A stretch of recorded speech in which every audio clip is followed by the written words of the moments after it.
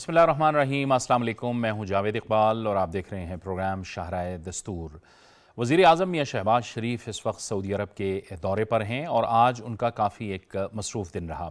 عالمی اقتصادی فورم میں عالمی صحت کے ایجنڈے سے متعلق ایک فورم پر انہوں نے خصوصی خطاب کیا اور اس موقع پر کئی اور جو معاملات ہیں اس پر بھی انہوں نے بات کی، لیکن اس کے ساتھ ساتھ پاکستان میں جو پولیو کے لیے بل گیٹس فاؤنڈیشن تعاون کر رہا ہے اور پھر ہم نے دیکھا کہ سیلاب کے دنوں میں بھی انہوں نے بھرپور تعاون کیا، ایک تو وزیر اعظم نے اس کی بھی بہت زیادہ تعریف کی۔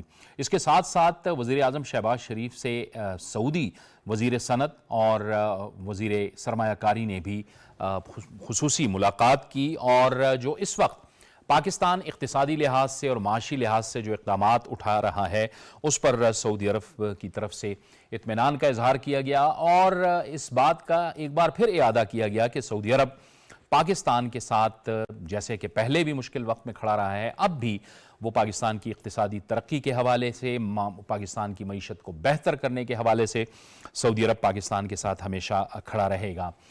جو سائیڈ لائنز پر آج ملاقاتیں ہوئی ہیں اس میں وزیر اعظم شہباز شریف نے امیر کویت سے بھی ملاقات کی ہے اور انہیں جلد دورہ پاکستان کی دعوت بھی دی ہے۔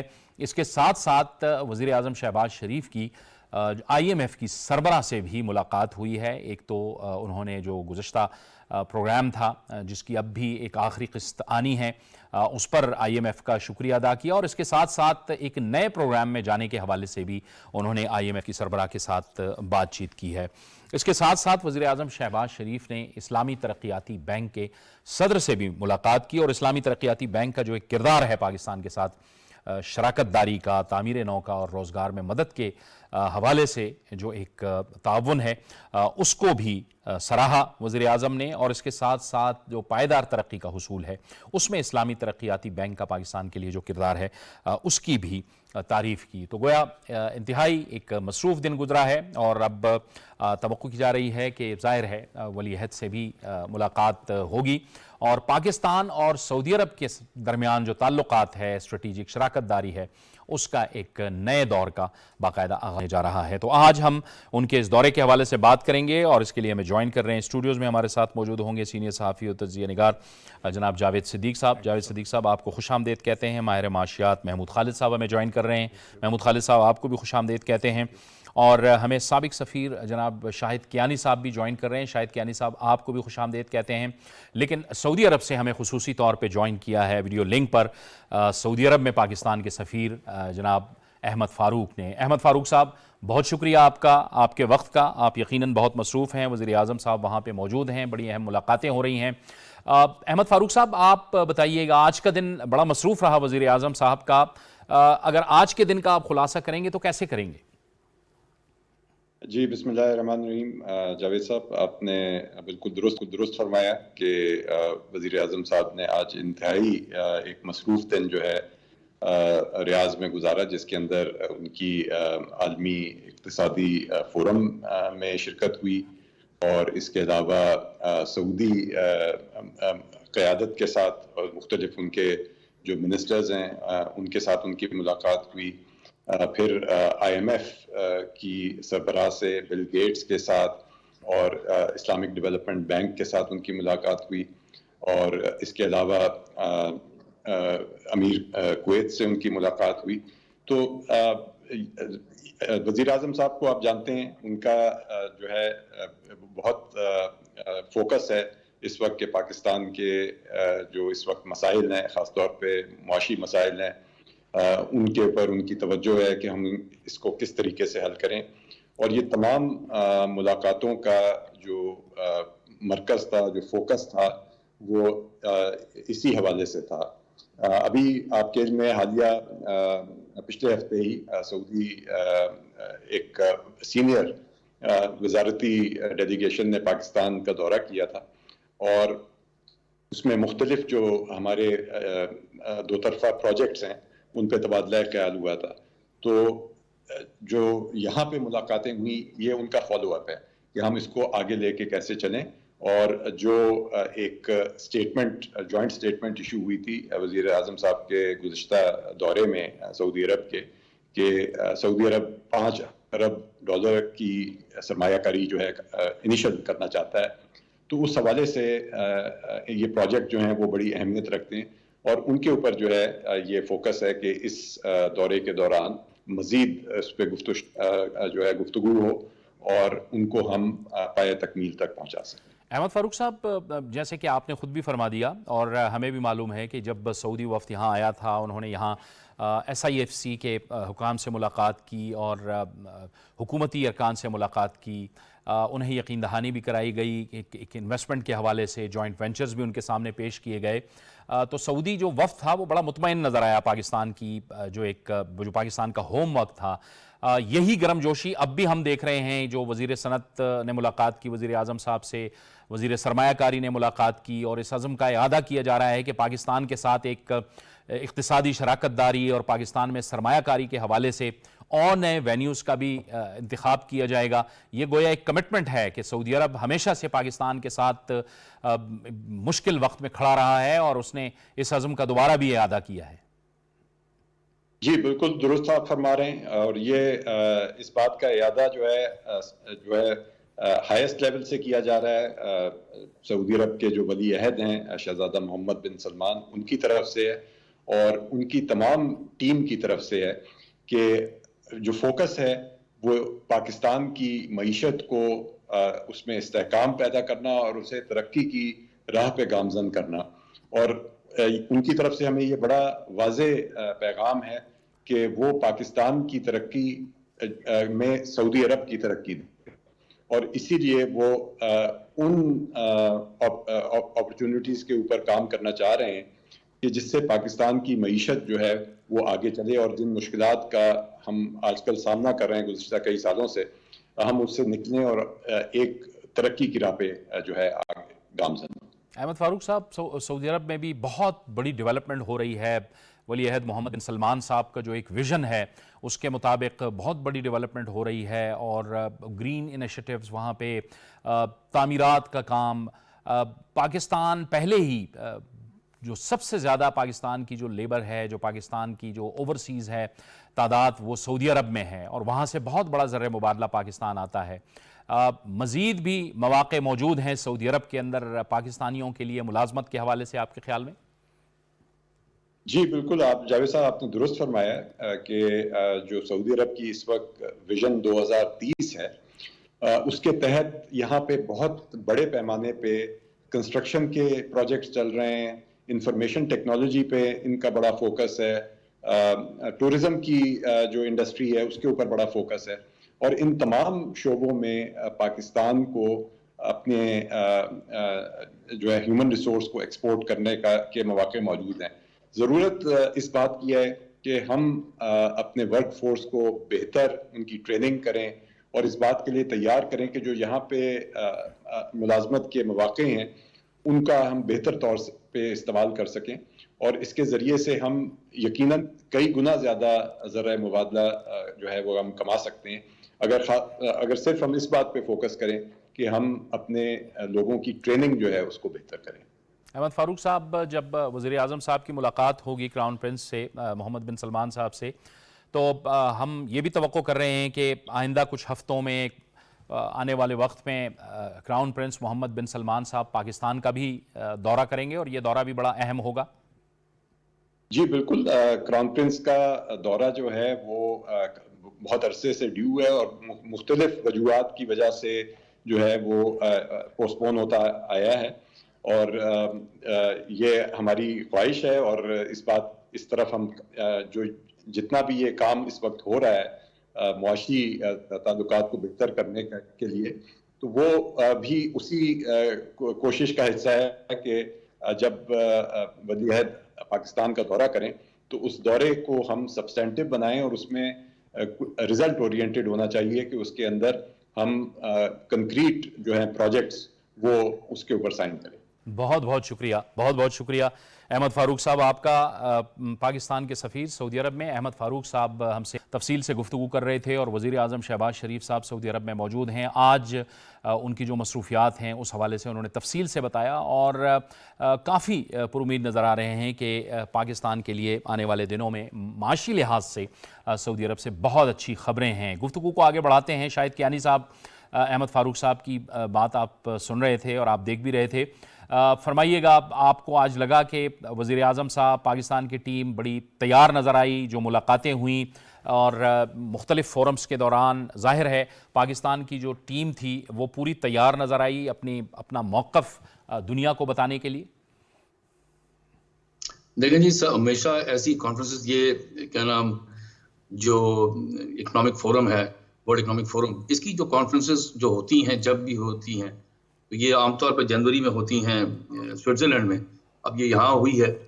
اس کی جو اہمیت وہ صرف یہ نہیں ہے کہ یہاں پر جو کانفرنس کے اندر کیا بات چیت, لیکن سائڈ لائن پر جو میٹنگز ہوتی ہیں وہ بڑی اہم ہوتی ہیں, اتنی اہم ہوتی ہیں. یہاں پر وزیر اعظم صاحب نے جب جو اکنامک فورم کے اندر جو اپنی ایڈریس کیا, مجھے بڑا پسند آیا. اس میں 3-4 چیزیں بڑی اہم تھیں. ایک تو انہوں نے ہیلتھ کے متعلق بات کی کہ جی ہیلتھ کا جو شعبہ ہے اس کے اندر ان کی حکومت کے وقت میں کتنا کام کیا گیا اور کام کرنے کی ضرورت ہے, یہ ایک بات کی گئی. دوسرا وہ جو SIFC ہے اس کے متعلق بات کی گئی کہ جی یہاں پر آ کر یا انویسٹمنٹ کریں. پھر کلائمیٹ چینج کی بات کی کہ پاکستان ایک ایسا ملک ہے جو انفارچونیٹ ہے کہ یہاں پر ہم کلائمیٹ چینج کی وجہ سے جو حالات ہیں, پیچھے فلڈز آئے, اس میں بڑا مسئلہ بن گیا. تو یہ چیزیں بڑی عام تھیں.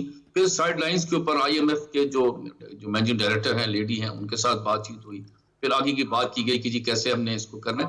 تو یہ, اور پھر اسلامک ڈیولپمنٹ بینک کے پریزیڈنٹ کے ساتھ بات ہوئی کہ انویسٹمنٹ بھی لانی ہے ملک کے اندر, اور پھر ہو سکتا ہے, ہم تو یہی چاہتے ہیں کہ یہ انویسٹمنٹ آئے ملک کے اندر, ہمارے حالات بہتر ہوں, ہم جو ٹف ریفارمز ہیں وہ لے کر. دیکھیں ایک میں بات آپ کو بتاؤں, IMF آپ کو جو ہم نے ٹف ڈیسیجنز لینی ہے اس کے متعلق وہ بات نہیں کرتا. میں آج کو ابھی بتا دوں وہ کیا ہے کہ کیسے پڑھائیں, یہ ہیں جس میں ریفارمز کی ضرورت ہے. وہ یہ کیا نام, یہ جو ہے کیا کہتے ہیں ایگریکلچر لینڈ ہے, اس پہ ٹیکس لگانا, ٹیکس ریشو کو بڑھانا, اور یہ جو ہے پراپرٹی کا معاملہ ہے, یہ لوگ ٹیکس نہیں دیتے, ان کو بڑھانے کی ضرورت ہے. جس کے متعلق IMF آپ کی دوسری چیزوں کی بات کرتا ہے, تو ٹیکسیشن کو بڑھاتا ہے, سبسڈی مت ہیں. تو یہ چیزیں ہیں کہ ہم یہ چاہیں گے کہ وزیر اعظم صاحب مثال کے طور پر اگلے سال کہیں جائیں تو کم از کم اس IMF کی بات نہ ہو, ہم اس سے جان چھڑانے کی کوشش کریں. آج 75 سال میں ہم جان نہیں چھڑا سکے, لیکن having said that, اس حکومت کا وزیر اعظم صاحب کا پچھلا بھی ریکارڈ جو ہے بڑا اچھا رہا ہے معاشی طور پر. تو ہم سمجھتے ہیں کہ ابھی اگر میں ایک چھوٹی سی بات ابھی کروں کہ ہمارا جو GDP کا ریشو ہے, جس ابھی ایجوکیشن کی انہوں نے بات کی تھی, وہ بہت ہی کم ہے, 1.7 ہے GDP کا, ہیلتھ کا 1.4 ہے. تو ایک چیز میں آپ کو بھی کہہ دوں کہ جب تک ہم ان دونوں کو, ہیلتھ اور ایجوکیشن کی GDP کو بڑھا کر 5% نہیں کریں گے, تب تک نہ تو ہماری جو لوگ ہیں, اب دیکھیں نا وہ بات کر رہے تھے ہمارے سفیر احمد فاروق صاحب, بڑے زبردست آدمی ہیں, کہ یہ سعودی عربیہ میں کھپت ہے اور ہمارے پاکستان کی وہ تب ہو سکتی ہے جب آپ کی لیبر ٹرینڈ ہو, کیونکہ موٹر اور جو تھا نا برکس والا کہ جی اینٹیں لگانی ہو, وہ تو معاملہ ختم ہو چکا ہے. یا سیمی اسکلڈ ہوں گے یا اسکلڈ لوگوں کو, جس کے لیے آپ کو ٹریننگ کی انسٹیٹیوشن کی پاکستان ضرورت. یہ بڑی آپ نے اہم بات کی ہے کیانی صاحب, سکل لیبر کی ضرورت ہے, اور نہ صرف سعودی عرب میں بلکہ پوری دنیا کے اندر جاوید صدیق صاحب اس کی ضرورت ہے. لیکن سعودی عرب کا ظاہر ہے کہ ایک بہت بڑا کردار ہے پاکستان کی اکانومی کے حوالے سے. ایک تو وہ مشکل وقت میں بھی کھڑے رہتے ہیں, دوسرا ہماری, جیسے احمد فاروق صاحب سے بھی ہم بات کر رہے تھے کہ سب سے زیادہ جو پاکستانیوں کی تعداد ہے وہ سعودی عرب کے اندر ہے, خلیجی ممالک, اور سب سے بڑا ذرائع مبادلہ وہیں سے آتا ہے. جی ہاں, مثلاً جو فگرز ہیں ان کے مطابق آلموسٹ 3 ملین 30 لاکھ ہمارے ورکرز وہاں پہ موجود ہیں. اب جو یہ سفیر صاحب نے بات کی بالکل درست ہے. ایک فیز تھا جب کہ انفراسٹرکچر کے بڑے بڑے پروجیکٹس جن میں لیبر تھی, انسکلڈ لیبر, وہ چاہیے تھی, وہ درکار تھی, اور اس وقت اور طرح کے لوگ گئے. اب وہ ایک سیکنڈ بلکہ تھرڈ فیز میں سعودی عرب داخل ہو رہا ہے, جہاں وہ بڑے بڑے ایسے پروجیکٹس کر رہے ہیں انفارمیشن ٹیکنالوجی کے, سیاحت کے, ٹورزم کے, اور انڈسٹری ان کی بڑے ایڈوانس سٹیج میں جا رہی ہے. وہ بہت زیادہ انویسٹمنٹ کرنا چاہتے ہیں, پروڈکشن بڑھانا چاہتے ہیں. تو اب ہمیں ہائیلی سکلڈ لوگ جو ہیں ان کو چاہیے, اور they would prefer to import the skilled people from Pakistan. تو پاکستان کو تیاری کرنی چاہیے. مجھے آج سے 8 سال پہلے یا اس سے بھی پہلے جو اس وقت پاکستان میں सऊदी अरब के सफ़ीर थे अली अब्बास असीरी, उन्होंने मुझे कहा था कि अब हमें आपसे लेबर नहीं, हमें स्किल्ड और हाईली स्किल्ड लोग चाहिए। तो वो ज़ाहिर तकाज़ा है और पाकिस्तान को तैयार करना चाहिए ऐसे स्किल्ड वर्कर्स को जो कि ज़्यादा अर्निंग दे सके, ज़्यादा ज़र मुबादला पाकिस्तान में भेज सकें। तो इस पे हमें फोकस करना चाहिए। दूसरी बात यह है कि सऊदी अरेबिया, जैसे आपने अपने इंट्रो में कहा, कि हमेशा हमारे साथ खड़ा रहा है। जब भी इकनॉमिक कंडीशंस पाकिस्तान की ख़राब हुई या हमें इमदाद की ज़रूरत हुई या हमारे ज़र मुबादला का क्राइसिस हुआ, तो सऊदी अरब ने बढ़ चढ़ कर उसमें हमारी मदद की है। और पाकिस्तानी कौम के साथ सऊदी अरब की कमिटमेंट, मोहब्बत और एतमाद काबिल तहसीन है। तो प्राइम मिनिस्टर जो वहाँ पे गए हैं, वर्ल्ड इकनॉमिक फोरम में भी गए हैं, लेकिन हमारा जो फोकस होगा वो इस पे होगा कि सऊदी क़यादत के साथ उनकी मीटिंग में क्या होता है। और सबसे बड़ी बात यह है कि मोहम्मद बिन सलमान जो हैं शहज़ादा, उनके साथ जो उनकी मुलाकात होगी वो बहुत ही इम्पॉर्टेंट होगी। उनका दौरा भी मुतवक्को है और पाकिस्तान के लिए जो सऊदी अरब जो हाल ही में फॉरेन मिनिस्टर की क़यादत में पाकिस्तान में दौरे पे आए थे वो उनके मिनिस्टर्स, तो उन्होंने जायज़ा लिया है कि कहाँ कहाँ सरमायाकारी होगी। मिसाल के तौर पे रिकॉर्ड एक प्रोजेक्ट में $1 बिलियन तो उन्होंने कमिट किया है। इसके अलावा रिफाइनरीज़ हैं, इंफ्रास्ट्रक्चर के प्रोजेक्ट्स हैं, ज़राअत है और इस सयाहत, ये वो चीज़ें हैं जिनमें सऊदी अरब इंटरेस्टेड है कि पाकिस्तान में सरमायाकारी करे, जो कि पाकिस्तान में सरमायाकारी, गैर मुल्की सरमायाकारी को बूस्ट करने में बड़ी मदद करेगा। पाकिस्तान में जब वो आएंगे शहज़ादा मोहम्मद बिन सलमान, तो उस वक्त इन सारी समझौतों पे जिन पे वर्क हो रहा है, काम हो रहा है, उनको वो अप्रूवल उनकी वहाँ होगी और बाकायदा वो साइन होंगे। तो हम ये तवक्को कर रहे हैं कि सऊदी अरेबिया, जो कि हमेशा पाकिस्तान का साथ देता रहा है मुश्किल वक्त में, क्राइसिस से निकालने में, तो जब वो आएंगे पाकिस्तान के दौरे पे, जैसे प्राइम मिनिस्टर अब उनसे बातचीत करेंगे तो उससे सारी मॉडलिटीज़ तय हो जाएंगी। सो मैं समझता हूँ कि वो एक बहुत बड़ा संग मील होगा पाकिस्तान और सऊदी अरेबिया की क़यादत के दरमियान ताल्लुकात को मज़ीद मुस्तहकम बनाने में। महमूद खालिद साहब, और इसके लिए ज़ाहिर है SIFC का जो किरदार है वो भी बड़ी अहमियत रखता है। उसने भी एक सॉलिड फोरम मुहैया किया है कि जो बैरूनी सरमायाकार आते थे और वो उनके तहफ़्फ़ुज़ात होते थे कि हमें सरमायाकारी के अंदर रुकावटें आती हैं। तो एक तो ये फ़ोरम जब उनके सामने पेश हुआ और उनके साथ बातचीत की, तो एक तरह से एतमाद भी बढ़ा, जिसकी बुनियाद पे वन विंडो ऑपरेशन के ज़रिए से ये सरमायाकारी बढ़ेगी। न सिर्फ बैरूनी सरमायाकारी आएगी बल्कि इससे लोकल जो इन्वेस्टर्स हैं उनका एतमाद भी बढ़ेगा। जी बिल्कुल, आपकी बात से मैं मुत्तफ़िक हूँ। और SIFC बनाने का जो बेसिक ऑब्जेक्टिव था वो भी यही था कि ओवर टाइम जो हमारी एक रेगुलेटरी इन्वायरमेंट है उसके अंदर इतना ज़्यादा रेड टेपिज़म आ गया है, डिलेज़ हैं, अननेसेसरी डॉक्यूमेंटेशन है कि आपको एक किस्म की पुश चाहिए था कि ताकि हम जो क्रिटिकल इन्वेस्टमेंट्स हैं उनको सेव कर सकें। और स्पेशली जिस तरह आपने कहा कि एक ट्रस्ट का जो एलिमेंट है वो होना ज़रूरी था।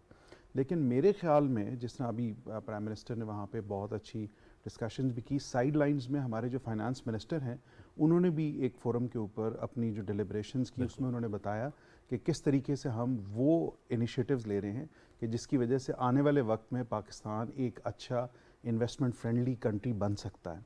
लेकिन मेरे ख़्याल में वर्ल्ड इकनॉमिक फ़ोरम के अंदर जो हमारे प्राइम मिनिस्टर की प्रेजेंस है उसके भी अपने पॉजिटिव वहाँ पे एक्सटर्नैलिटीज़ हैं, क्योंकि जो ओवरऑल हमारा इस इक़्तिसादी फ़ोरम का ऑब्जेक्टिव है वो है ग्रोथ जो कि इंक्लूसिव हो और जिसके अंदर हमारी जो क्लाइमेट चेंज की वजह से नुकसानात हो रहे हैं अक्रॉस द ग्लोब उनको हम किस तरीके से मिटिगेट कर सकते हैं। तो हमें ये उम्मीद है कि ना सिर्फ हमारी जो ये साइडलाइंस की मीटिंग्स हैं जिसमें हम कुवैत के जो अमीर से मिले हैं, इस्लामिक डेवलपमेंट बैंक के प्रेसिडेंट से मिले हैं, या हमारी जो मीटिंग है वो MBS के साथ है, उसके अलावा भी वहाँ से हमें ऐसे इनिशिएटिव्स मिलने की तवक्को है कि जिसकी वजह से जो हमारे क्लाइमेट चेंज से रिलेटेड प्रॉब्लम्स आ रहे हैं हम उनको भी बेहतर तरीके से मैनेज कर सकेंगे। लेकिन मैं एक छोटी सी बात यहाँ पे ऐड करूँगा जो कि आज की शुरू की डिस्कशन से अभी तक आ रही है जी। कि हमें अपना जो सा है वो फंडामेंटल स्ट्रक्चरल रिफॉर्म्स की तरफ जाने की बहुत ज़्यादा कियानी साहब भी बात कर रहे हैं। एग्जैक्टली, और वो सिर्फ हेल्थ या एजुकेशन तक महदूद नहीं है, इसको और भी आगे जाने की ज़रूरत है। मैं आपको कोई एक उसकी एग्जांपल दे देता हूँ। जैसे FBR के हवाले से ہمارے پاس لاسٹ جو آؤٹ گوئنگ گورنمنٹ تھی اس میں ایک پورا ریسٹرکچرنگ کا پلان بنا لیکن اس کو ہم امپلیمنٹ نہیں کر سکے. اسی طریقے سے ابھی آج کی یہ خبر ہے کہ گورنمنٹ نے بیسکلی مختلف منسٹریز کے لیے on third party basis collaboration کے لیے کنسلٹنگ فرمز ہائر کرنے کے بارے میں بات کی. یہ ساری وہ انڈیکیشنز ہیں کہ ہمارا جو اوور آل ماڈل ہے اس کے اندر ابھی بھی بہت چیزیں امپروو ہونے کی ضرورت. جیسے آئی ایم ایف کی بھی بات ہوئی, بالکل آئی ایم ایف جو ان سے ہے وہ کبھی بھی آپ کو کرٹیکل ریفارمز کی طرف نہیں لے کے جاتا, وہ میکرو لیول کے اوپر آپ کو اسٹیبلائزیشن کے حوالے سے بات کرے گا. جو ہماری اپنی ویکنیسز ہیں جس کی وجہ سے ہمیں خود درست کرنا وہ ہمیں خود درست کرنی, اور اس کے لیے ہمیں ایک نیشنل کنسنسس بنانا چاہیے. دیکھیں پرائم منسٹر یا جو بھی ہائی لیول کے لوگ ہیں وہ صرف انیشیٹو لے سکتے ہیں, ایک ویژن دے سکتے ہیں, لیکن اس کو گراس روٹ تک امپلیمنٹ کرنے کے لیے ہمیں ایک بہت اچھا روڈ میپ ڈیولپ کرنے کی ضرورت ہے. انفارچونیٹلی ہم بہت زیادہ ریلائی کرتے ہیں اپنے بردرن کنٹریز کے اوپر, لیکن یہ آپ کو بات ماننی پڑے گی کہ وہ بھی ہمارے اندر کے حالات دیکھتے ہیں. انٹل انلیس وہ بھی اپنی انویسٹمنٹس کے بارے میں سیکیور ہوں اور وہ یہ فیل کریں کہ ہم جب یہاں پہ آئیں گے تو ہمیں ایک اچھا ریٹ آف ریٹرن ملے گا, تو تب تک ہمارے لیے یہ ساری چیزیں بہت اچھا انیشیٹو ہے. لیکن سسٹینیبلٹی والا کویشچن ابھی بھی ہے. یہ بڑی اہم آپ نے بات کی, اور اسی پہ کیانی صاحب بھی یہی بات کر رہے تھے. کیانی صاحب آپ بھی یہی فرما رہے تھے. ایک تو ظاہر ہے کہ جب ہم بڑے سخت وقت سے گزر رہے تھے, اگر آپ کو یاد ہو پی ڈی ایم کی حکومت کے دوران, تو آئی ایم ایف نے یہ کہا تھا کہ پہلے آپ اپنے جو دوست ممالک ہیں, برادر ممالک ہیں, ان کے ساتھ آپ بات چیت کریں. اور اس میں بھی ہم نے دیکھا تھا سعودی عرب آگے آیا, متحدہ عرب امارات سامنے آئے, چین ہمارے ساتھ کھڑا رہا. اس کے بعد چیزیں ذرا بہتر ہونا شروع ہوئیں اور اس کے بعد ایک پروگرام ہوا آئی ایم ایف کے ساتھ. لیکن بہرحال یہ تو ظاہر ہے مشکل صورتحال کے اندر ایک سہارا ہے. مستقل تو یہ نہیں ہے, ہمیں اپنے پیروں پہ کھڑا ہونا ہے, ہمیں معاشی اصلاحات کی جانب جانا ہے, ہمیں خود سے بہت کچھ کرنا ہے. بنیادی طور پہ جیسے محمود صاحب بھی فرما رہے تھے اور آپ بھی فرما رہے تھے, ہمیں خود بھی بہت سی اصلاحات کرنی ہے. یہ سب سے پہلے تو میں آپ کو یہ بات کہوں, اگر یہ تھوڑا سا ایک سبجیکٹ میں چھیڑا گیا ہے, میں آپ کو پتہ پڑھاتا بھی ہوں یونیورسٹی کے اندر, اور ان ملکوں میں رہا ہوں, ویتنام ہے, بنگلہ دیش ہے, لاؤس ہے ساتھ ہی. اب یہ دیکھیں یہ ملک ہیں کہ آدھے لوگ بغیر پاکستانی کو پتہ بھی نہیں کہ لاؤس کس جگہ ہے اور ویتنام کہاں ہے. بنگلہ دیش کا تو لوگوں کو پتہ ہے. سب سے امپورٹنٹ چیز ہے کہ اس وقت آپ دیکھیں تو سعودی عربیہ کو, یہ وہ سعودی عربیہ نہیں ہے 30 40 50 سال پہلے والا. اب یہ جو نئی جو وہاں پر لیڈرشپ ہے سعودی عربیہ کے اندر, وہ صرف برادرانہ تعلقات کے اوپر آپ کو پیسے دینے کے لیے تیار نہیں ہے. میں بتا دوں ایک ریئلسٹ اپروچ ہونی چاہیے, بلکہ اچھی بات ہے. وہ یہ دیکھتے ہیں کہ یہ جو پیسے جہاں انویسٹ کریں گے کیا واپس بھی ہمیں آئیں گے کہ نہیں, اس کے لیے. اور وہ کہتے ہیں کہ جی ہمیں, اب دیکھیں نا آئی ٹی سٹی بنا رہے ہیں سعودی عربیہ کے اندر, 2030 کی ویژن ہے. اب ان ویژن کے لیے ان کے پاس اپنا جو ٹرینڈ مین پاور نہیں ہے, ان کو باہر سے چاہیے. وہ ٹرینڈ مین پاور کیسے ملے گی؟ ہمیں کل کا نہیں سوچنا, ہمیں اگلے 10-15 سال کا سوچنا ہے. اس کے لیے ضروری ہے کہ آپ ہیلتھ ایجوکیشن کی کم از کم 5% GDP کا جو ہے وہ پیسہ لگائیں, تاکہ آپ کے لوگ جو ہیں, کیونکہ ہیلتھ ایجوکیشن کا بڑا ڈائریکٹ لنک ہے. کیسے؟ اگر تعلیم یافتہ یوتھ ہوگی تو صحت مند ہوگی, تبھی کسی کام کی ہوگی. پڑھے لکھے ہوں گے, بیمار ہوں گے تو کیسے کام کریں گے؟ تیسری چیز ووکیشنل انسٹیٹیوشن کی ضرورت ہے. آپ نے ابھی سی پیک کے ساتھ EPCs کھولی ہیں, وہاں پر مسئلہ کیا کھڑا ہوا ہے؟ مسئلہ یہ کھڑا ہوا ہے کہ ووکیشنل انسٹیٹیوشنز کے اندر وہ بنائے ہی نہیں ہیں. اگر کسی نے فار ایگزامپل فریج بنانا ہے یا ٹی وی بنانا ہے یا کچھ کمپیوٹر بنانا ہے, تو اس کے لیے تو پہلے ٹرینڈ کریں گے اس کے انسٹیٹیوشنز کو اور ان اسٹوڈنٹس کو. تو بڑی ضروری ہے. 4 کروڑ بچہ آپ کا اسکولوں سے باہر ہے. یہ چیزیں سوچنی پڑیں گی. اسکول کے اندر پڑھانا پڑے گا کلائمیٹ چینج کیا چیز ہوتی ہے, ووکیشنل انسٹیٹیوشنز کیا چیز ہوتی ہیں, ہیلتھ کی کیا امپورٹنس ہے, ایجوکیشن کی کیا امپورٹنس. اور آخری چیز پلیز میری مائنڈ نہ کیجیے گا, جب تک لوکل باڈیز آپ لوکل باڈیز کی کو نہیں لے کر آتے, یہ ہیلتھ ایجوکیشن انہی کا ہی سبجیکٹ ہے. وہ گراس روٹ تک جب تک یہ چیزیں نہیں جائیں گی, تب تک آپ کے نہ لوگ تعلیم یافتہ ہوں گے, نہ ٹرینڈ ہوں گے, نہ ہیلتھ اچھی ہوگی. یہ ہمیں آگے 15-20 سال آگے کا سوچنا چاہیے. آپ کے پاس اتنی دیکھیں ریسورسز نہیں ہے کہ اتنے لوگ جو جوان لوگ ماشاءاللہ ہیں, ان کو یہاں پر آپ کی ان کی کھپت ہو. یہ باہر ہوگی, لیکن آپ کو خود ٹرین کر کے باہر بھیجنا پڑے گا. بالکل آپ درست کہہ رہے ہیں، اور پاکستان تو نوجوانوں کے اگر دیکھیں تعداد کے لحاظ سے ہم دیکھیں تو ہم بڑے خوش قسمت ہیں کہ بہت بڑا ہیومن ریسورس ہمارے پاس اویلیبل ہے، لیکن اہم بات یہ ہے کہ اس وقت جو ہماری ایک صورتحال ہے اس میں ہم دیکھ رہے ہیں جاوید صدیق صاحب کے پچھلی بار بھی جب شہباز شریف صاحب وزیر اعظم تھے پی ڈی ایم کی حکومت کے دوران، تو وہ مسلسل انگیج کر رہے تھے ملکوں کے ساتھ، سربراہوں کے ساتھ، اداروں کے سربراہوں کے ساتھ، اور اس کا ہمیں فائدہ بھی ہوا تھا۔ ہم بالکل سٹک ہو گئے تھے آئی ایم ایف کے ساتھ، جو ہماری ایک ڈیل ہونے جا رہی تھی وہ نہیں ہو رہی تھی، لیکن وزیر اعظم صاحب جب ملے ایک موقع پر آئی ایم ایف کی سربراہ کے ساتھ تو اس کے بعد معاملات آگے بڑھے، تو یہ بھی ایک اچھی بات ہے۔ میں چاہوں گا کہ اس پہ آپ بھی کمنٹ کیجیے گا اور کیانی صاحب بھی اس پہ ہی کمنٹ کریں گے کہ انگیج کر رہے ہیں ہم سفارتی سطح پہ۔ دیکھیے پاکستان کے جو فنڈامنٹل کرائسس ہے نا اس پہ بڑی بات ہو چکی ہے، یہاں بھی یہ ہوتی رہتی ہے کہ پاکستان کو جو ریفارمز چاہیے نا، اصلاحات مختلف سیکٹرز میں، انرجی کا سیکٹر ہے، ٹیکس کلیکشن کا جو نظام ہے اور ٹیکس بیس کو بڑھانا ہے، یہ جو چیزیں، تعلیم ہے، صحت ہے، اور جو ہماری مین پاور ہے، جسے آپ نے کہا 63% جو فگر آ رہی ہے کہ ینگ لوگ ہیں پاکستان کے، 17-18 سال سے لے کے 35 برس تک، یہ بہت بڑا ایسٹ ہے ہمارا، انجن آف گروتھ یہ لوگ ہیں، تو ان کو استعمال کرنا ہے اس ایسٹ کو، لیکن اس کو ٹرین کرنا ہے اور اس کو دنیا کے حوالے سے کہ دنیا میں کیا ہو رہا ہے، کس طرح کی ترقی ہو رہی ہے، اور اس سے ہم نے اپنے آپ کو ہم آہنگ کرنے کے لیے کیا کچھ کرنا ہے، تو یہ ساری چیزیں ہم نے کرنی ہیں، لیکن ہم نے خود کرنی ہے۔ ہماری جو ریلائنس ہے یا انحصار ہے غیر ملکی امداد کے اوپر، آئی ایم ایف کے اوپر، ورلڈ بینک کے اوپر، یا دوسری جو ڈونر ایجنسیز ہیں یا لینڈنگ انسٹیٹیوشنز ہیں دنیا کے، ان سے ہم بارو کر کر کے اپنی اکانومی چلاتے ہیں، اس سے ہمارا ملک جو ہے وہ پیچھے رہ گیا، اور دنیا بھر سے ہمیں ریفارمز کا مشورہ مل رہا ہے۔ جتنے بھی دنیا میں اکنامک ایڈوائزرز ہیں وہ پاکستان کو یہی کہتے ہیں، ورلڈ بینک بھی کہتا ہے، آئی ایم ایف بھی کہتا رہا ہے کہ جی آپ اپنا ریفارمز کریں، ٹیکس بیس کو براڈن کریں، اور انرجی کے اندر جو آپ کے یہ گردشی قرضے چڑھ گئے ہیں اتنے خربوں روپے کے، اربوں ڈالر کے، ان کو کم کریں، اور یہ وہ ریفارمز ہیں جو ہمیں بہت عرصے پہلے شروع کرنے چاہیے تھے۔ تو اس میں جو پرائم منسٹر انگیج کر رہے ہیں، اور میں سمجھتا ہوں کہ پرائم منسٹر نے ایک آغاز کر دیا ہے۔ مثال کے طور پہ ایف بی آر میں جو چند دن پہلے تبدیلیاں آئی ہیں اور بہت سے ایسے آفیسرز کو ہٹا دیا گیا ہے جن کے اوپر جو ہے الزام تھا کہ وہ اپنا کام صحیح طور پہ نہیں کر رہے ہیں۔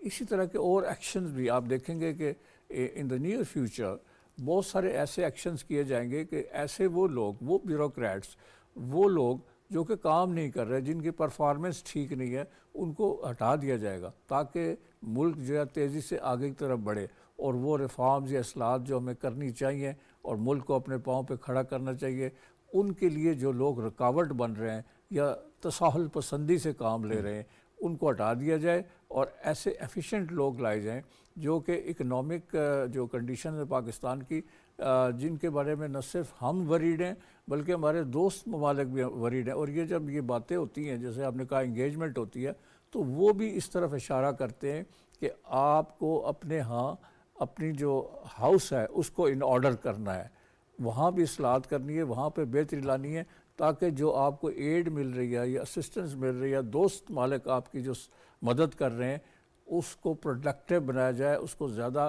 پیداواری اعتبار سے زیادہ مؤثر بنایا جائے اور قوم کو فائدہ ہو۔ ورنہ اگر آپ قرضے لے لے کر ملک چلاتے رہیں گے اور اپنے ہاں ریفارمز نہیں کریں، گروتھ جو ہے اس کو بڑھائیں گے نہیں، انڈسٹریل پروڈکشن نہیں بڑھے گی، زراعت کی پروڈکشن نہیں بڑھے گی، آئی ٹی کی نہیں بڑھے گی، تو ہم کب تک باہر سے قرض لے کر یا اسسٹنس، اکنامک اسسٹنس لے کر ملک کو چلائیں گے؟ تو اب وقت آ گیا ہے، اور میں سمجھتا ہوں کہ پرائم منسٹر اور ان کی جو ٹیم ہے اور ایس آئی ایف سی سارے مل کر they are on the same page کہ پاکستان کو گروتھ کے ٹریک پہ لانا ہے، اور پاکستان خود گروتھ کی طرف جائے، اور جب ان کی گروتھ نظر آئے گی، پاکستان کی اپنی گروتھ ریٹ بہتر ہوگا، تو دوسرے مالک جو ہیں وہ پاکستان کی مدد کے لیے پہلے سے زیادہ تیار ہوں گے۔ یہ مسائل کا حل محمود صاحب مشکل لگتا ہے، ناممکن نہیں لگتا، یعنی اگر آپ 7-8 سال پرانی اگر ہم بات کریں تو जैसे कियानी साहब फरमा रहे थे कि अल्लाह करे कि 1 साल के अंदर हम IMF से छुटकारा हासिल कर लें, जो कि नामुमकिन है। अगले प्रोग्राम में भी हमें जाना है, लेकिन 2016 के अंदर भी देखें ना, 7-8 साल अगर पीछे जाएं, मियां नवाज शरीफ साहब जब वज़ीर आज़म थे तो 2016 में हमने IMF को खैरबाद कह दिया था। Thank you very much. यानी हम कर सकते हैं बुनियादी चीज़ें, अगर हम कमिटमेंट के साथ काम करें तो हम ये कर सकते हैं। जैसे अब इक़दामात शुरू हुए हैं, कुछ टैक्स नेट बढ़ाने का फ़ैसला हुआ है, प्राइवेटाइजेशन की बात हो रही है, वो सिक यूनिट्स जो कि इकॉनमी के ऊपर मुस्तकिल बोझ बने हुए हैं और जिन्हें हम अपने दिए पैसे दिए जा रहे हैं, उनकी प्राइवेटाइजेशन से भी मामलात को आगे बेहतरी की तरफ जा सकते हैं अगर हम अपने आप को थोड़ा सा टाइट करें, माशी इस्लाहात की तरफ जाएं। जी बिल्कुल। देखें, IMF के प्रोग्राम में एनरोल होना या ना होना ये एक्चुअली सक्सेस की निशानी नहीं है। देखिए, IMF का काम है कि एक किस्म के क्रेडिटर के तौर पे आपको, लेंडर ऑफ लास्ट रिजॉर्ट है, उन्होंने आपको रिसोर्सेज प्रोवाइड किए हैं। जो सोल्यूशन है वो अभी भी हमारे पास, और आपने बिल्कुल ठीक मतलब है कि उसके बारे में आइडेंटिफिकेशन की कि हमारे कुछ ऐसी लीकेजेस हैं सिस्टम के अंदर, अगर हम उनको इम्प्रूव कर सकेंगे तो हम सस्टेनेबल भी जा सकेंगे। लेकिन जो क्वेश्चन है कि हम कैसे इस प्रोसेस को इनिशिएट कर सकते हैं। हमारे ख्याल में जो जिस इदारे में मैं काम करता हूँ पाइड में, हमने एक रिफॉर्म्स के हवाले से एक पूरी बुक पब्लिश की है, और उसमें हमने जो एक आसान सोल्यूशन प्रपोज किया है वो है कि हमें अपनी जो रेगुलेटरी रजीम है उसको इम्प्रूव करने की ज़रूरत है। मैं उसकी क्विक एग्जांपल आपको ये देता हूँ कि इस वक्त सिर्फ इस्लामाबाद के अंदर 122 इदारे ऐसे हैं जो मुख्तलिफ रेगुलेशंस के फंक्शन परफॉर्म करते हैं। अब इसकी वजह से नुकसान क्या होता है कि आपको अगर कोई भी कारोबार स्टार्ट करना है तो आपको 50 किस्म के परमिशंस लेने पड़ते हैं, फिर उसके बाद जो उनसे रिलेटेड डॉक्यूमेंटेशन की रिक्वायरमेंट्स हैं, उसकी वजह से टाइम डिलेज आती हैं, अनसर्टेनिटीज़ आती हैं। ये पहला फैक्टर है। जो दूसरा बड़ा प्रॉब्लम है हमारी मुआशी मॉडल के अंदर, वो हमारी पॉलिसीज़ का मुसलसल ना होना है। जैसे मिसाल के तौर पर आपने और हमने सब ने मिनी बजट का नाम सुना होगा। मिनी बजट का मतलब क्या है कि आपने 6 महीने पहले जो एक प्रोग्राम रखा था जिसके ऊपर बिजनेसेस ने कुछ सोच के अपने कारोबार का तयन किया था, अब आपने उसको चेंज कर लिया है। तो जब आप गोल पोस्ट को बार बार चेंज करते हैं तो जो भी हमारे इन्वेस्टर्स हैं या प्रोड्यूसर्स हैं वो एक अनसर्टेनिटी की इन्वायरमेंट में चले जाते हैं। मैं आपको कल की बात बताता हूँ कि हमारी एक मीटिंग हो रही थी US के इन्वेस्टर्स के साथ। उन्होंने कहा कि हमारा जो सबसे पहला इंडिकेटर होता है किसी भी मुल्क के हवाले से ख़तरे के लिए, वो होता है ट्रैवल एडवाइजरी। वो कहते हैं आप यकीन करें कि पाकिस्तान के लिए US के किसी बिजनेस इन्वेस्टर की ट्रैवल एडवाइजरी नेगेटिव नहीं है। लेकिन हम जब यहाँ पे आते हैं तो हमारा जो सबसे बड़ा मसला है कि हम अगर कोई भी इन्वेस्टमेंट या कोई प्रोजेक्ट इनिशिएट करते हैं तो हमें प्रॉब्लम उसमें आता है कि व्हाट विल कम नेक्स्ट, अगले साल क्या हम उसी इन्वायरमेंट में रह रहे होंगे। तो हम जब तक अपनी एक माशी निज़ाम को लॉन्ग टर्म बेसिस के ऊपर कमिटमेंट के साथ, जैसा आपने जो पहला वर्ड यूज़ किया था ट्रस्ट का, जब तक आप उस एनवायरनमेंट के साथ नहीं चलेंगे तो आपके बाहर से जितने भी इन्वेस्टर्स हैं या बिजनेसेस हैं उनको आपको बहुत ज़्यादा सॉवरन गारंटीज देनी पड़ेंगी। जैसे भी हम SIFC की बात कर रहे हैं, ये एक सुप्रा बॉडी है। अब आप खुद सोचें कि हमें बाहर की इन्वेस्टमेंट लाने के लिए किस हद तक कमिटमेंट्स देनी पड़ रही हैं, जो कि एक नॉर्मल मौशी निज़ाम के अंदर ज़रूरत नहीं होनी चाहिए। बहुत बड़ा एक डिसीजन था जो लिया गया था। बिल्कुल। तो अब इसको हम, लेकिन मैं अभी भी इसको हम ये समझते हैं कि it is again a short term decision. आपको लॉन्ग टर्म के अंदर अपनी जो रेगुलेटरी इन्वायरमेंट्स है उसको इम्प्रूव करना है और लीकेजेस को प्लग करना है, और फिर उसके बाद हमें, जिस तरह कियानी साहब ने बात की, कि हमें अपनी प्रोडक्टिविटी के ऊपर जाना है और हमें उन एरियाज़ को एक्सप्लोर करना है कि जिनके बारे में हमने पहले बात नहीं की। जैसे मिसाल के तौर पर हमारा बहुत ज़्यादा रिलायंस है टेक्सटाइल के ऊपर, एक्सपोर्ट्स के लिए। अभी परसों की बात है कि प्राइम मिनिस्टर ने एक इवेंट के अंदर ये बताया हमें कि हमारी जो IT के एक्सपोर्ट्स हैं वो शायद सरपास कर जाएं टेक्सटाइल को। तो इसका मतलब है कि अब हमें सिर्फ एक्सपोर्ट्स को टारगेट करना है, ना कि सेक्टर्स के ऊपर जाए। हम ये कहें कि जो काम करेगा उसको हम इंसेंटिवाइज करेंगे और जो काम नहीं करेगा उसके लिए आज से हमारी तरफ से सब्सिडीज बंद है। ठीक है। कियानी साहब, इकोनॉमिक डिप्लोमेसी जाहिर है अब मुतहर्रिक है हमारी इस वक्त। ये जो जिस तरह से, जो मैं पहले अर्ज़ कर रहा था कि इंगेज कर रहे हैं हम मुल्कों के साथ, दुनिया के साथ, हम देख रहे हैं सऊदी अरब के साथ बातचीत चल रही है। वज़ीर आज़म साहब वहाँ पे मौजूद हैं। कुछ रोज़ कबल ईरान के सदर यहाँ पे आए। इसके साथ साथ तुर्की के सदर से हमारे सदर आसिफ अली जरदारी साहब की बात हुई। ये इंगेजमेंट जो है ये ट्रांसलेट हो रही है इकनॉमिक डिप्लोमेसी के अंदर। دیکھیں جی، پہلی بات ہے کہ ایرانی صدر کے یہاں آنا ہمارے لیے نظر یہاں پر یہ ریفلیکٹ کرتا ہے کہ اس حکومت نے ایک انڈیپینڈنٹ فارن پالیسی کی جو ایک امپورٹنٹ سٹیپ تھا وہ لیا، بہت اچھا کیا. اس لیے کہ ہم دوسروں کے کہنے کے اوپر ہمارا ایک ہمسایہ ملک ہے جس کے ساتھ ہمارے بڑے روابط ہیں، 1000 میل کا ایک بارڈر ہے. ہم نے وہ ڈیسیجن لینی ہے جو ہم بہتر سمجھتے ہیں ہماری نیشنل انٹرسٹ میں ہو، اور لیا ہم نے. اور یہ بڑا اچھا میسج گیا، ہر طرف میسج گیا، بالکل ٹھیک میسج گیا. دوسری طرف آ جائیں، یہاں پر آپ نے یہ بات کی، یہ ہے مجھے دکھ ہوتا ہے کہ ابھی جو ہمارا جو سب سے پہلے چیز جو امپورٹنٹ ہے کہ جو پراپرٹی ہے یا ریٹیل بزنسز ہیں یا لینڈ ریفارمز ہیں، نہ اس کے لیے ہم نے کیا نہ ہم کرنا چاہتے ہیں. ہر حکومت ڈرتی ہے کہ جی ان سے ہم نے فنڈز لیے ہیں، فلانے لیے کریں گے. دیکھیں جی، انڈیا کے اندر منموہن سنگھ نے بہت بڑا رسک لیا تھا جب وہ ریفارمز لے کر آیا، پینفل ریفارمز لایا. 15-16 سال انہوں نے حکومت کی. یہاں پر اس حکومت کو ڈیسیجن لینی پڑے گی، کچھ ہو جائے، even at the risk of کہ جی اگلی دفعہ ہم اپوزیشن میں بیٹھیں گے، لیکن یہ پینفل ریفارمز لائیں گے تب تاکہ آپ کی IMF سے جان چھوٹے گی اور آپ کم از کم اپنے خود پیروں پہ کھڑے ہو سکیں گے. ہم صرف کہتے ہی رہتے ہیں. ابھی میں یونیورسٹی میں پڑھاتا ہوں، وہاں اسٹوڈنٹ جب پڑھ لیتے ہیں تو کہتے ہیں میں اسٹارٹ اپ کرنا چاہتا ہوں. مجھے جانتے ہیں اسٹوڈنٹ مجھے بتایا کوئی فورم ہی نہیں ہے، کوئی جگہ ہی نہیں ہے جہاں وہ بیچارہ جائے گا اور یہ کرے گا، اپنے خود پیروں پہ کھڑا ہو جائے گا. یہ دیکھیں دنیا کے اندر سٹارٹ اپس لوگوں نے شروع کیے، گیریجز کے اندر بیٹھ کے کیے اور وہ ارب پتی کروڑ پتی بن گئے. دوسری چیز یہ ہے کہ ہمیں یہ جو ون ونڈو آپریشن ہے یہ بالکل پاکستان میں مذاق بن چکا ہے. پہلے BOI تھا، ہم کیوں نہیں چین میں ہر چوتھے دن پاکستانی گورنمنٹ سرونٹ گیا ہوتا ہے، ان سے کیوں نہیں سیکھتے کہ ون ونڈو آپریشن ہے. میں نے خود دیکھا ہے وہاں پر چائنا کے اندر one window means one window, وہاں پر بجلی، گیس، پانی، لینڈ کا ہر چیز آپ کو وہ دیں گے. تو کیوں نہیں ہم سیکھتے ان سے؟ اور دیکھیں نا، جو باہر سے آ کر آپ کے یہاں پر آ کے پیسے لگائے گا، سب سے پہلی چیز انہوں نے یہ ٹھیک ہے سیکیورٹی کا ایشو ہے، بڑا امپورٹنٹ ہے، پولیٹیکل سٹیبلٹی کا بھی ایشو ہے. دوسرا یہ ہے کہ جو کنٹینیوشن آف پالیسیز کا ہے نا، وہ ہمیں سیاسی پارٹیوں کو چاہیے کہ وہ سیکھیں کہ بھائی میرے اگر یہ ایک پارٹ گورنمنٹ نے اچھی پالیسی چلائی تو کچھ چلائیں آگے. یہ کیوں کہتے ہیں جی اس نے غلط کر دیا؟ یہ پھر آپ کیا کرتے ہیں، ڈسکریج کرتے ہیں. اس جس میں بھی بات صدیق صاحب کہہ رہے تھے یا اپنی کلی کچھ کہہ رہے تھے کہ وہ جو اگلا بزنس مین آتا ہے وہ کہتا ہے پتہ نہیں اگلے سال کیا ہونا ہے، میری پتہ نہیں یہ جو میری انویسٹمنٹ ہے رہی ہے کہ نہیں.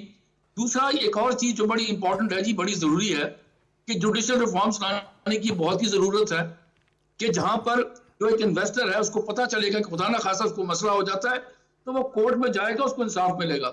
یہاں وہ بھی نہیں ہے. یہ چیزیں بہت ہی ضروری ہیں. انویسٹمنٹ ایک چھوٹی چیز نہیں ہے، اس میں ایڈوائزریز بھی ہیں جو آپ کے ایمبیسیز کے ان کے ویب سائٹس پہ ہوتی ہیں کہ جی ایک خدا نہ خاصا یا خود کچھ حملہ ہو جائے اور جی یہاں مت جانا. تو یہ بھی چیزیں ضروری ہیں.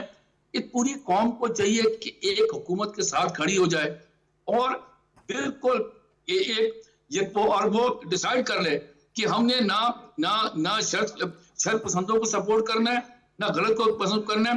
ہم نے آگے اپنے بچوں کے لیے سوچنا ہے اور اس کے سوچنے کے لیے حکومت کو سپورٹ کرنا بڑا ضروری ہے، ان کی اچھی چیزوں کو سپورٹ کرنا ضروری ہے. بہت اہم بات آپ نے کی. اور وہی جو بات کر رہے تھے محمود صاحب بھی بات کر رہے تھے کہ ایک جو بے یقینی کی فضا ہے وہ سرمایہ کاروں کے لیے ایک بہت بڑا جو ہے وہ خطرہ ہوتی ہے. اس بے یقینی کے ماحول کو ختم کرنا ہے اور اس کے لیے ظاہر ہے ایک سیاسی استحکام بہت ضروری ہوتا ہے. یعنی کم از کم معیشت کے ایجنڈے پہ تمام لوگوں کو اکٹھا ہونا چاہیے. جی وہ بات وہیں پہ آتی ہے کہ میثاق معیشت. اچھا، جو پرائم منسٹر پہلے دن جب الیکٹ ہوئے تو انہوں نے جو قومی اسمبلی میں خطاب کیا تھا، انہوں نے اپوزیشن سے کہا کہ میں مفاہمت چاہتا ہوں، سیاسی مفاہمت. تو وہ پولیٹیکل اسٹیبلائزیشن کی طرف ایک بڑا امپورٹنٹ سٹیپ ہے. پھر انہوں نے کہا کہ آئے میثاق معیشت کریں. اب یہ باتیں تو بہت ہوتی ہیں میثاق معیشت کی، مفاہمت کی، پریکٹیکلی کچھ نہیں ہو رہا. میں سمجھتا ہوں کہ اب وقت آ گیا ہے کہ حکومت اور اپوزیشن اور تمام سیاسی جماعتیں سیاست بازی کو، سیاست برائے سیاست اس کو کرنے کے بیٹھ کے ایک ایجنڈا طے کریں، ایک روڈ میپ بنائیں کہ ہم نے اکنامک پالیسی جو بنانی ہے، جو ریفارمز ہیں، جو بہت ہی فنڈامنٹل ریفارمز ہیں جس کے اوپر اتفاق رائے ہے کہ اس کے بغیر ملک آگے نہیں چل سکتا، وہ اکنامک ماڈل جس کو ہم چلاتے رہے وہ اب ریلیونٹ نہیں ہے، وہ سود مند نہیں ہے. اس کو ختم کرنا ہے، اس کی جگہ ایک نیا ماڈل ہم نے لے کے آنا ہے. तो ये कोई मुश्किल बात नहीं है। जिन मुल्कों की हम मिसाल दे रहे हैं, कियानी साहब ने वियतनाम की मिसाल दी और दूसरे छोटे छोटे ममालिक साउथ ईस्ट एशिया के, वो हमसे बहुत आगे। और हम कहते हैं, हमारे जो माहिरीन मईशत है वो कहते हैं छोटे छोटे मुल्क हमसे आगे निकल गए। बांग्लादेश की बात करते हैं, तो हमें भी करना चाहिए। वो कहते हैं, चाइनीज़ कहते हैं कि 1000 साल का सफ़र जो है वो पहले कदम से शुरू होता है, तो कदम तो हम उठाएं ना। सो गवर्नमेंट और सियासी जमातें मिलकर इस गैर यकीनी सूरत हाल को जिसका आप जिक्र कर रहे हैं ख़त्म करना चाहिए, ताकि जैसे कि बैरूनी इन्वेस्टर्स हैं और जो लोग यहाँ सरमाया लाना चाहते हैं, उनको एतमाद हो कि यहाँ पे जो मामलात हैं वो दुरुस्त चल रहे हैं और कोई हमें ख़तरा नहीं है, हमारा सरमाया जो है वो डूबेगा नहीं। अगर हम, जैसे उन्होंने कहा कि judicial reforms they are very important, इसलिए कि अगर कोई इन्वेस्टमेंट पाकिस्तान में किसी डिस्प्यूट का शिकार होती है तो उसके लिए बहुत जल्द उसका फ़ैसला हो जाना चाहिए, ताकि वो सरमायाकार जो है उसका एतमाद बहाल हो कि यहाँ अगर कोई डिस्प्यूट आता है, कोई लीगल प्रॉब्लम्स होते हैं तो वो जल्दी से रिज़ॉल्व हो जाते हैं। ये वो तमाम चीज़ें हैं जिन्हें हमें हुकूमत, अपोजिशन और तमाम सियासी जमातों को जो पाकिस्तान की फलाह व बहबूद चाहती हैं और जो पाकिस्तान के इस 63% नौजवान को जिसने कल मुल्क संभालना है, जिसने आगे चलाना है, उसको क्राइसिस से बचाना चाहती हैं, तो उन्हें ये रिफॉर्म जो हैं, चाहे पेनफुल है, चाहे उनकी बड़ी कीमत देनी पड़ती है, तो देनी चाहिए। चाइना में मिसाल के तौर पे पुरानी जो नस्ल है उसने अपना सब कुछ कुर्बान कर दिया, लेकिन आज जो चाइना है उसकी जो नई जनरेशन है वो एक सुपर पावर की जनरेशन है। उन्होंने मुल्क को सुपर पावर बना दिया। सिमिलरली आई थिंक इंडिया भी इसी रास्ते पे चल रहा है। तो मैं समझता हूँ कि हमें ये रास्ता जो पहले का कॉन्फ्रंटेशन का, मुखासमत का, मुखालफत बराए मुखालफत का, ये छोड़कर कंसेंसस और इकनॉमिक डेवलपमेंट के लिए कंसेंसस अवॉल्व करना बहुत ज़रूरी है। ये महमूद खालिद साहब, world bank, IMF, Asian development bank, अब से चंद रोज़ पहले इनकी जो कुछ आउटलुक्स रिपोर्ट्स आई उसके अंदर इन्होंने पाकिस्तान की मईशत को एक राइट डायरेक्शन में, दुरुस्त सिमत में गामजन करार दिया।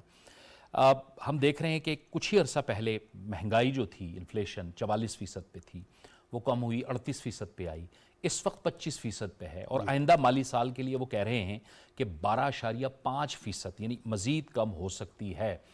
स्टॉक एक्सचेंज नए रिकॉर्ड बना रहा है, डॉलर के मुकाबले में रुपया तगड़ा हो रहा है।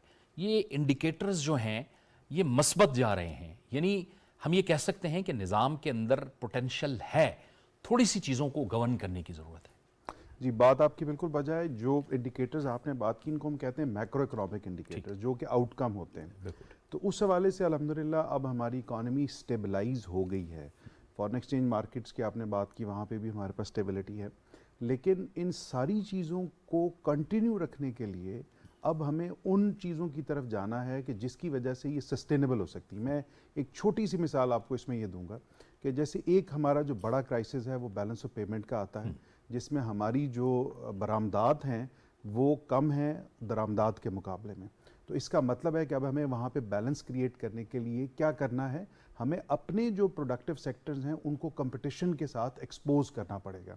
हमने बहुत अरसे तक अपने बहुत सारे जो सेक्टर्स हैं या ऐसी पॉलिसीज़ बनाई हैं कि जिसमें हमने अपने बिजनेसेस को संभाल के रखा है, उन्हें हमने एक्सपोज नहीं किया, और उस एक्सपोज ना करने की वजह से वो उस लेवल के ऊपर नहीं पहुंच सके कि जहां पे बिजनेसेस को होना चाहिए।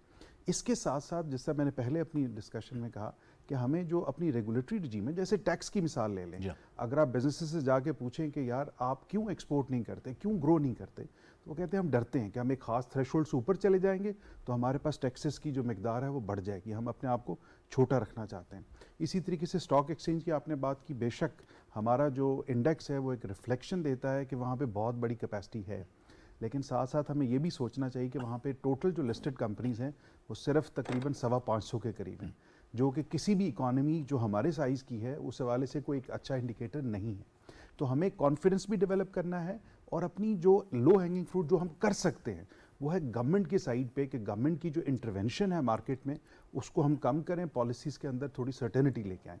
अगर हम ये नहीं कर पाएंगे तो ये जितनी मुश्किल से हमने चीज़ों को स्टेबिलिटी की तरफ लेके आया है, इसको ज़्यादा अरसा नहीं लगेगा ये वापस अपनी बुरी हालत में चली जाएगी। ठीक है, वक्त भी ख़त्म हो गया। बहुत बहुत शुक्रिया महमूद खालिद साहब आपका, जावेद सिद्दीक साहब आपका, शाहिद कियानी साहब आपका भी बहुत बहुत शुक्रिया। जो पाकिस्तान की माशी सूरत हाल है उसमें ज़ाहिर है हमारे पास और हमारे सामने काफ़ी चैलेंजेस मौजूद हैं, लेकिन मौजूदा हुकूमत इस अज़म के साथ आगे बढ़ रही है कि सबसे पहले तो इस वक्त ये एक मुश्किल सूरत हाल है उससे पहले निकला जाए, और उसके लिए ज़ाहिर है दोस्त ममालिक के साथ बातचीत जारी है। वज़ीर आज़म शहबाज शरीफ इस वक्त सऊदी अरब में मौजूद हैं। वर्ल्ड इकनॉमिक फ़ोरम का ये खुसूसी इजलास था जिसमें वो शिरकत के लिए गए थे, लेकिन अब उनकी मुलाकात होनी है सऊदी वली अहद मोहम्मद बिन सलमान से भी। पाकिस्तान और सऊदी अरब के दरमियान एक ताल्लुक़ का, शराकत दारी का, स्ट्रेटिजिक पार्टनरशिप का, तिजारती लिहाज से भी एक नया दौर शुरू होने जा रहा है। सऊदी अरब की जानिब से $5 अरब की सरमायाकारी का ऐलान किया गया है। तवक्को की जा रही है कि जल्द सऊदी वली अहद मोहम्मद बिन सलमान पाकिस्तान का भी दौरा करेंगे। बहरहाल पाकिस्तान को अपनी जो बुनियादी इस्लाहात करनी होंगी मईशत में वो बहुत ज़रूरी हैं, और उसका आगाज़ एक तरह से हो चुका है। ये था हमारा आज का प्रोग्राम। जावेद इकबाल को इजाज़त दीजिए। अल्लाह हाफ़िज़।